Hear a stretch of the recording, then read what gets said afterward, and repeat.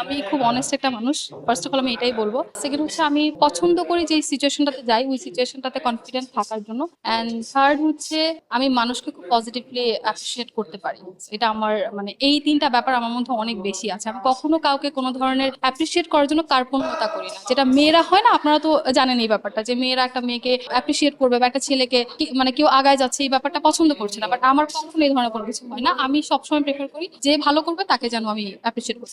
আমার সৌন্দর্যের আচ্ছা, আমি আমার সৌন্দর্য নিয়ে কিছু বলতে পারবো না, বাট আমি জানি আলহামদুলিল্লাহ আল্লাহ আমাকে অনেক ভালোভাবে বানিয়েছে, সুন্দর করে বানিয়েছে। এর জন্য আসলে all credit goes to my সৃষ্টিকর্তা। বাংলা রিলসের সঙ্গে আমি কাজ শুরু করেছি মাত্র, তো আমি ইনশাআল্লাহ দর্শকদের জন্য আরো ভালো কিছু কাজ নিয়ে আসবো। দেখা যাক কি হয়, আমি অনেক আশাবাদী। আমি তো অলরেডি বলেছি সাজিদ ভাইয়া এরকম একটা প্ল্যাটফর্ম নিয়ে এসেছি বলেই আমরা কাজ করার সুযোগ পেয়েছি। তো ইনশাআল্লাহ আমরা ভালোভাবে এগিয়ে যাওয়ার চেষ্টা করব। আমি ফ্যাশনে ছিলাম বেসিক্যালি আগে, এখন নাটকে যখন সুইচ করলাম বলতে এখনো ফ্যাশনে আছি, বাট কাজটা একটু কম করা হচ্ছে যখন ভিজুয়ালে চলে আসি ইউজুয়ালি যা হয়। তো নাটকে কাজ করছি অ্যান্ড আমি এখন স্টুডেন্ট, সো ওই জায়গা থেকে প্রতিদিন আমার কাজ করা হয়ে উঠছে না। And আমি আসলে চাইও না যে আমি প্রতিদিন কাজ করতে, প্রতিদিন কাজ করাটা আমি কখনো প্রেফার করি না। আমি মনে করি কোয়ালিটি দিয়ে কাজটা হোক। So ওই জায়গা থেকে আমি খুব বেশি কাজ করি না, বাট যেটুকু করি আমি আমার বেস্টটা দিয়ে করার চেষ্টা করছি। ফলো বলতে যখন নাটক আসে বা কাজ আসে তখন সবার কাজই দেখা হয়, সবার মানে আমি আসলে খুঁজি গল্পটা, স্টোরিটা আসলে কি হচ্ছে। তো তারপরে কিছু তো পছন্দের ভালো লাগার একটা ফেস থেকেই যায়। তো ওই জায়গা থেকে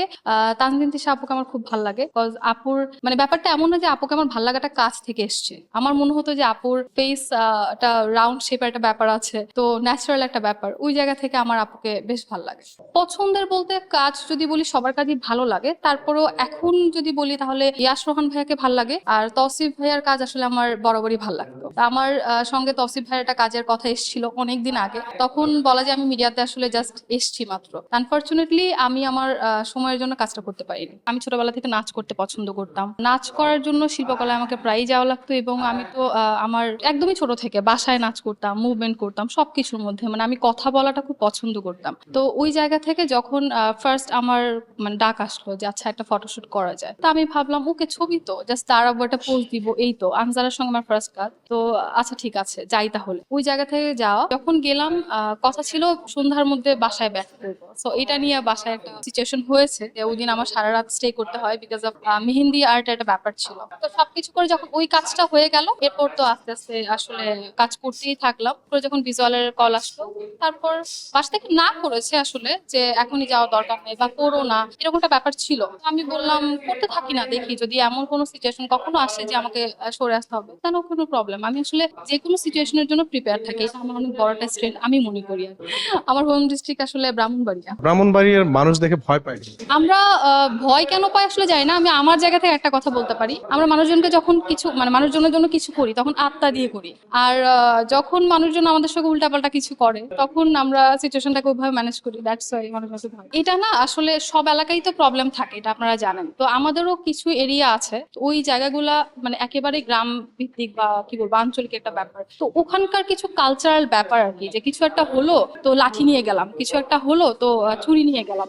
তো আমাদের মানে একটা ব্যাপার থাকে যে আমাদের মুখের আগে হাত চলে, তো এরকম একটা ব্যাপার আর কি। মানে আমাদের এলাকার মানুষজনের যে কেউ একটা ঝগড়া হলো, কিছু একটা হলো, তো মুখে কি বলবো, আগে মেরে নিব তারপরে কথা হবে, তো এই ধরনের ব্যাপার থাকে। তো ওই জায়গা থেকে যদি বলি আসলে আপনারা যেটা কথা বলছেন এটা কালচারাল বা একটা ট্রেডিশনের জায়গা থেকে উঠে আসছে, দ্যাটস ইট। ওটা পুরা আমার হোল ব্রাহ্মণবাড়িয়াকে তো আসলে এটা দিয়ে রিপ্রেজেন্ট করা যায় না। আমাদের অনেক ভালো ভালো কিছু আছে যেগুলা দিয়ে আপনি শুধুমাত্র ওই একটা ঝামেলা ঝগড়া এটাকে দিয়ে একটা এলাকাকে রিপ্রেজেন্ট করবেন, কখনোই এটা হওয়া উচিত না। হওয়া উচিত আসলে ওই এলাকার কালচার কি, ট্রেডিশন কি, মানুষ কি করছে, ল্যাঙ্গুয়েজ কি হচ্ছে, কিভাবে মানুষ গ্রো আপ করছে, এই তো। তাহলে আপনি আরো অনেক গুণী মানুষজন পাবেন যারা আসলে ব্রাহ্মণবাড়িয়াতে ছিলেন বা এখনো আছেন। ভাইয়া আসলে মেয়েদের গুণ আলাদা করে বলা যাবে না, কজ প্রত্যেকটা মানুষ নিজের ক্যারেক্টারিস্টিক্স থেকে বিলং করছে। সো আমি একা শুধুমাত্র একটা এলাকা নিয়ে বলে দিব যে এই এলাকায় এই ধরনের গুণ আছে, এটা ভুল কথা। সবাই ভালো কাজ করছে, এমন ভাবে বলে আসলে কন্ট্রোভার্সি হয়ে যাবে। তারপরে মনে হয় আরিফিন শুভ ভাইয়া ভালো করছে,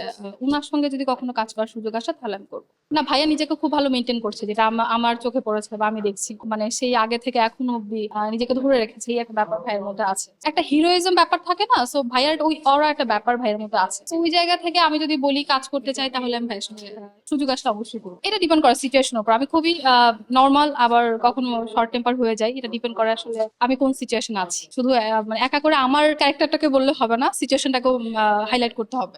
রাগ হয় কি করি, এটা ওই যে এটা মানে রাগী মানুষরা বলতে পারে না যে যখন রাগ হয় তখন সে কি করে। এটা কমপ্লিটলি সিচুয়েশনের উপর। কখনো হয়তো সিচুয়েশন খুব মানে ঠান্ডা ভাবে কন্ট্রোল করে ফেলে, আবার কখনো হয়তো বা খুব ভায়োলেন্ট হয়ে যাচ্ছে। আচ্ছা, আমি আমার অডিয়েন্সকে বলতে চাই আমার পাশে থাকবেন।